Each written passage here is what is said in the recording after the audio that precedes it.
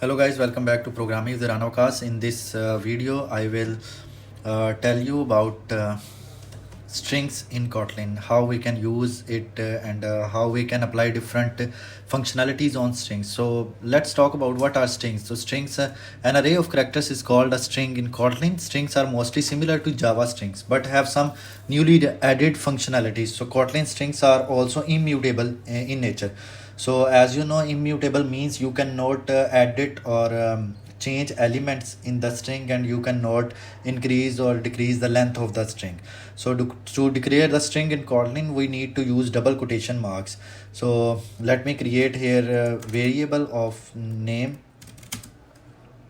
and its type is string, and let me write here a value programming with Rana Waqas. This is the value of this string. Let's suppose you not write the data type of this name variable. So by default, the data type will be converted to string type. So let's create an empty string in Kotlin. How we can create empty string? So we will use class of string. So let's suppose I am going to create an empty str, and let's create it by using default constructor of the string class. And there are three ways in which you can access string elements in Kotlin. The first one is using indexes. So let's suppose if you want to access this variable, suppose v is equal to, and here you write suppose hello, and the name of the string is let's suppose str, and you are going to print here all the characters of this str. So you can use indexing. So the index 0 will print h, and then e, double l, and o. So let's change the value of this index, otherwise it will print just h. So 1 2 3 and 4. So let's run this code, and we'll see what will be the output. So the other way to access string is to iterate it by using loop. So the output will be same if we will use here loop. Let's suppose I use here char character in str. So it will give us character by character, but we can use here suppose I in str and str dot indices. So indices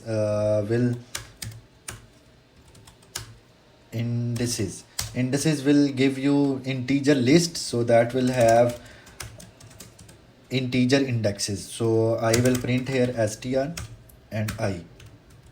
So you will see that. Okay, so here you can see hello. So the other way is to get the values by using get method of string. So let me write here get, and here I will pass this index. Now if I will run again, so you will see the same output. So here you can see the output is same as previous.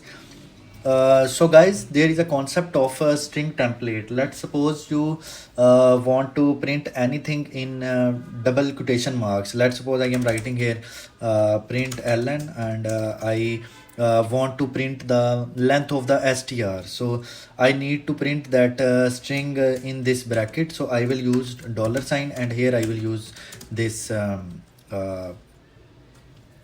name of the variable, and then I will write here str has length of, and here I want to print the length. So how I can print the length? So I will use $sign here, and inside these braces I will use str dot length.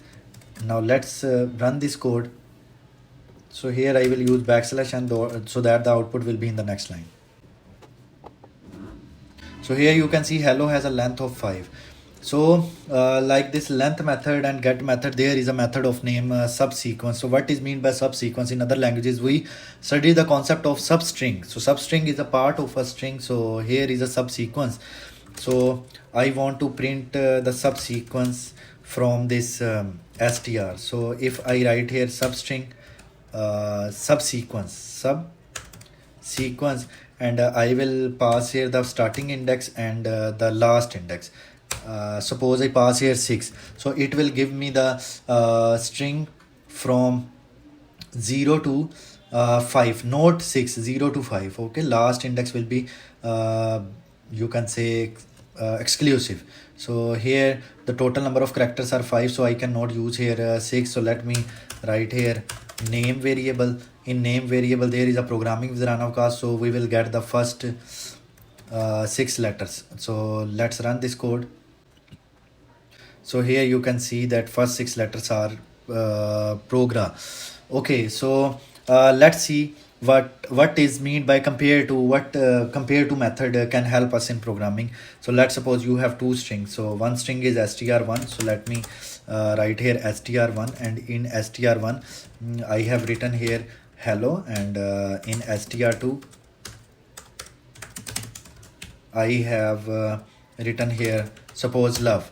So or you can write here just lo, and I want to print the output of str1 dot compare to, and I will pass here str2. So let's see what will be the output. So you can see here it is giving us minus 36. So let's suppose you write here hello my hello, and here you write hello. Let's run it again. So here you can see the output is 7. 7 means you are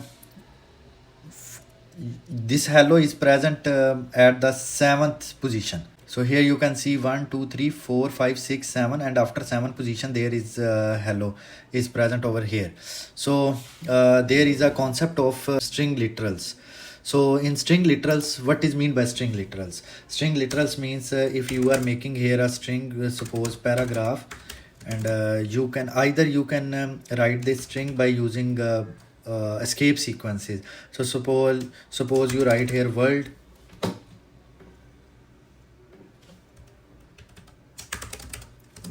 is amazing, and you don't want to print it in a single line, so you write here \n, and here \n also, and let's print the output of this paragraph.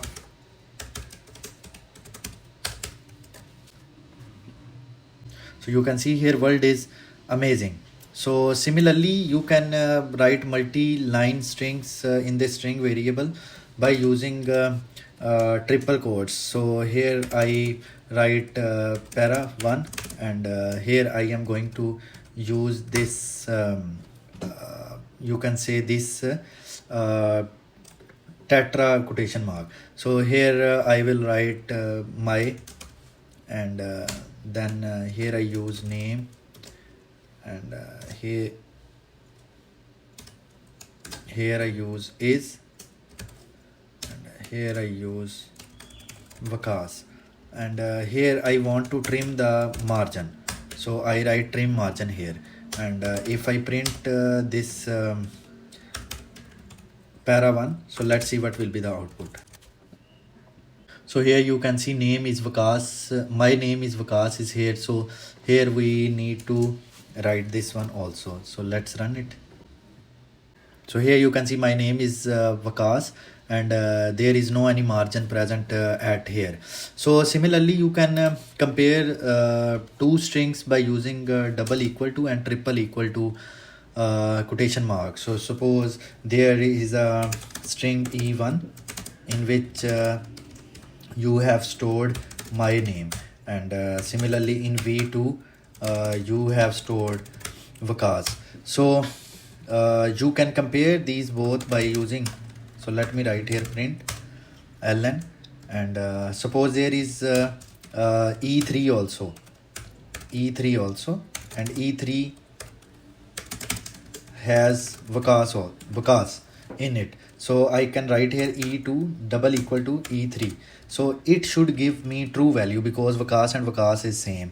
So if I use here print ln, and I use here e1 double equal to e2, so it will give me false value because two values are not equal.